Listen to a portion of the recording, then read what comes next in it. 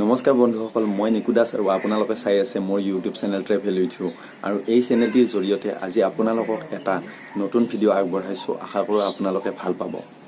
এইকেইদিন আপোনালোকে গম পাইছে সকলোৱে যে এই 2-4 দিনৰ পৰা ফেচবুকত, হোৱাটছএপত কিছুমান ফটোৱে খলকনি তুলি আছে। চ' এই ফটোবিলাক কেনেকৈ বনাই আজি মই এই ভিডিঅ'টিৰ জৰিয়তে আপোনালোকক দেখুৱাবলৈকে চেষ্টা কৰিম। চ' আপোনালোকে চাই থাকক। পোনপ্ৰথমে আমি মোবাইলৰ হোম স্ক্ৰীনত যাম, তাৰপিছত প্লে ষ্ট'ৰৰ আইকনটো ক্লিক কৰিম। তাৰপিছত ওপৰত আহিব চাৰ্চ বাৰটো, তাত আমি পিক্সেল লেব বুলি চাৰ্চ কৰিম।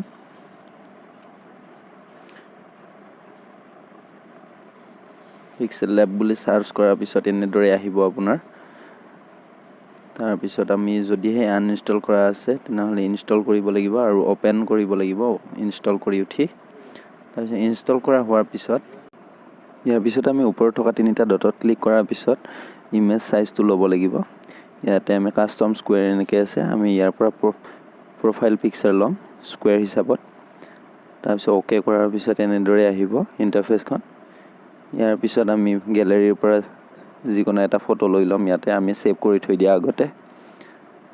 চ' এইটো লৈ ল'লোঁ। এতিয়া লৈ লোৱাৰ পিছত এনেদৰে আমি ক্ৰপ কৰি ল'ম। প্ৰথমতে ক্ৰপ কৰাৰ পিছত ইয়াতে আমাৰ টেক্সট লিখিব আহিব। চ' আমি ইয়াতে তলৰ ফালে থকা এ বুলি লিখা আছে, তাত প্ৰথমতে গৈ এনেদৰে কলমটো ল'ব লাগিব আৰু ইয়াত আমি অসমীয়া টেক্সট কৰিব লাগিব যিকোনো শব্দ এটা। ইয়াতে মই মোৰ নামটো লিখিছোঁ।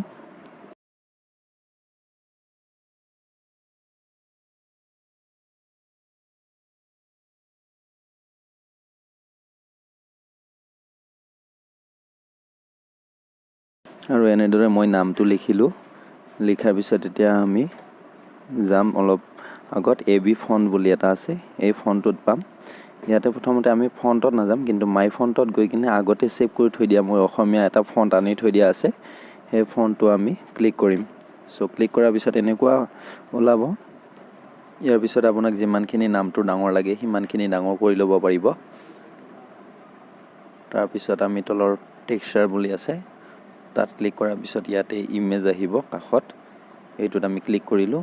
ক্লিক কৰাৰ পিছত ইয়াত আমি আগৰে পৰা ডাউনলোড কৰি থৈ দিয়া গামোচা আৰু বিভিন্ন ধৰণৰ বেকগ্ৰাউণ্ড পিকচাৰ কিছুমান ডাউনলোড কৰি থৈ দিয়া আছে, গতিকে তাৰ পৰা আমি ক্ৰপ কৰি কিনে গামোচাৰ এটা অংশ আমি লৈ ল'ম, যাতে আমি বেকগ্ৰাউণ্ড দিব পাৰোঁ নামটোৰ পিছফালে। চ' এইখিনি লোৱাৰ পিছত এনেকুৱা দেখিবলৈ পাব। তাৰপিছত আপুনি ইয়াতে বেকগ্ৰাউণ্ডত আপুনি কিছুমান এডিটিং কৰিব পাৰিব, আৰু যেনে ব্ৰাইটনেছ বঢ়াব পাৰিব, কণ্ট্ৰাষ্টটো বঢ়াব পাৰিব, কমাব পাৰিব।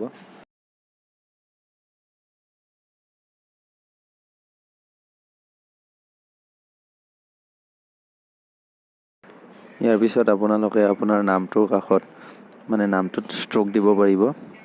চ' এই বটনটোত আমি ক্লিক কৰিলে আমি ষ্ট্ৰক দিব পাৰিম। চ' ইয়াতে যিকোনো এটা কালাৰ চুজ কৰি কিনে তাৰপিছত এনেকৈ বঢ়াই দিলে কাষত নামটোৰ কাষত আপোনালোকে এনেকৈ ক'লা ষ্ট্ৰক দেখিবলৈ পাব। তাৰপিছত আমি একেবাৰে ওপৰত থকা মেমৰিৰ নিচিনা বটনটো ক্লিক কৰাৰ পিছত ছেভ এজ প্ৰজেক্ট আৰু ছেভ এজ ইমেজ বুলি আহিব। তাৰে ছেভ এজ ইমেজত ক্লিক কৰি আমি ওপৰত দেখুওৱা ধৰণে ফটোটো ছেভ কৰিম। বন্ধুসকল, মই আপোনালোকক মোৰ ভিডিঅ'টোৰ জৰিয়তে দেখুৱালোঁ যে কেনেকৈ ফটোবিলাক বনায়, আৰু আশা কৰোঁ আপোনালোকে ভাল পাইছে। যদিহে ভাল পাইছে তেনেহ'লে লাইক কৰিব, শ্বেয়াৰ কৰিবলৈ নাপাহৰিব আপোনালোকৰ বন্ধু বান্ধৱীসকলৰ সৈতে, আৰু শেষত ছাবস্ক্ৰাইব কৰিবলৈ নাপাহৰিব। চ' আজিলৈকে বাই বাই।